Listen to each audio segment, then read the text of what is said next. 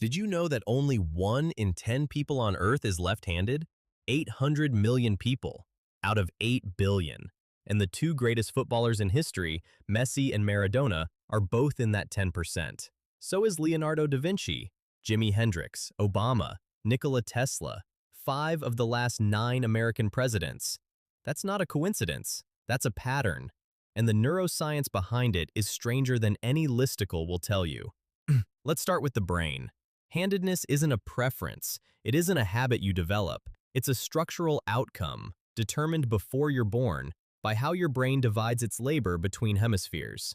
In 90% of people, the left hemisphere takes the lead. Language, fine motor control, sequential reasoning. Right hand follows. For left-handers, that map doesn't flip, it reorganizes.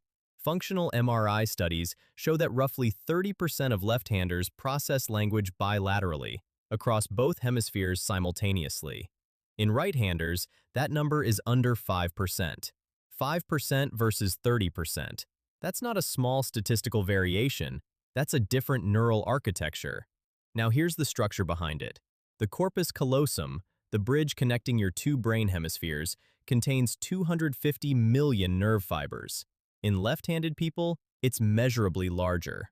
More bandwidth, more crosstalk, spatial reasoning communicating in real time with verbal reasoning, analytical and intuitive processing in parallel, not sequence.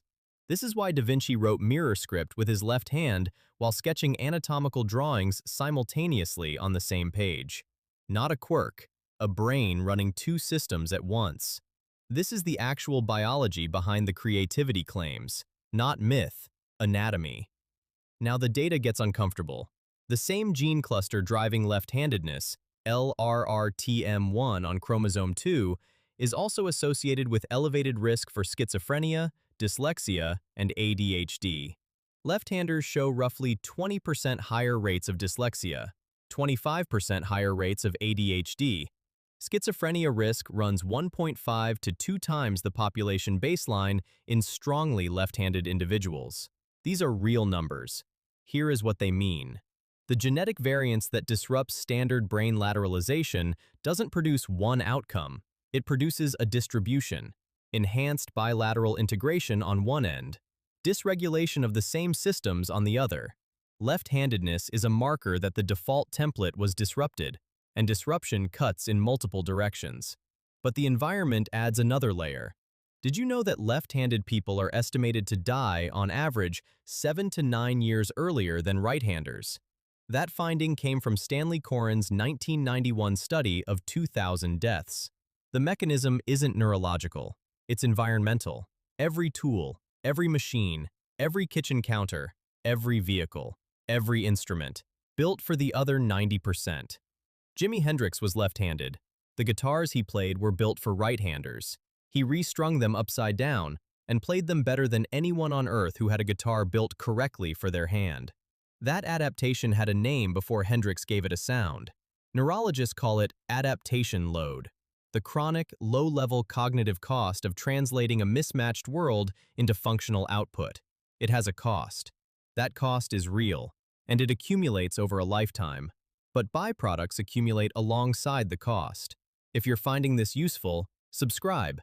We're just getting started. There is one domain where the left-hand advantage is not theoretical. It is replicated, quantified, peer-reviewed, and mechanically explained. Professional football.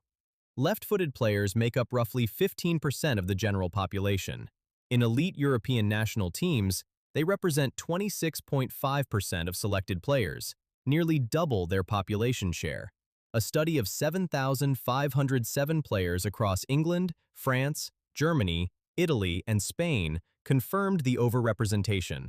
Statistically significant. Across every country, across every age group. Messi, Maradona, Roberto Carlos, Mo Salah. 2 Ballon d'Or holders, 1 FIFA Player of the Century, and the Premier League's most lethal finisher. All left-footed. All operating in a sport where 85% of opponents, goalkeepers, and defensive systems were calibrated against the right. The mechanism is called frequency-dependent selection. In any competitive environment where opponents must read and predict each other's movements, The rare strategy outperforms, not because it's objectively superior, but because the majority never trained against it. A right-footed goalkeeper has faced thousands of right-footed shots. His diving angles, his reflexive reads, his positional defaults, all calibrated to that geometry. A left-footed striker approaches from an angle that goalkeeper has never fully processed. The advantage exists precisely because it is rare. If 50% of players were left-footed, it would disappear completely. Here is the full picture. 1 in 10 humans is born with a brain that doesn't match the population template. Their corpus callosum carries more bandwidth. Their language processing runs bilaterally.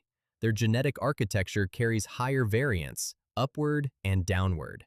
They spend their entire lives adapting to systems that weren't built for them.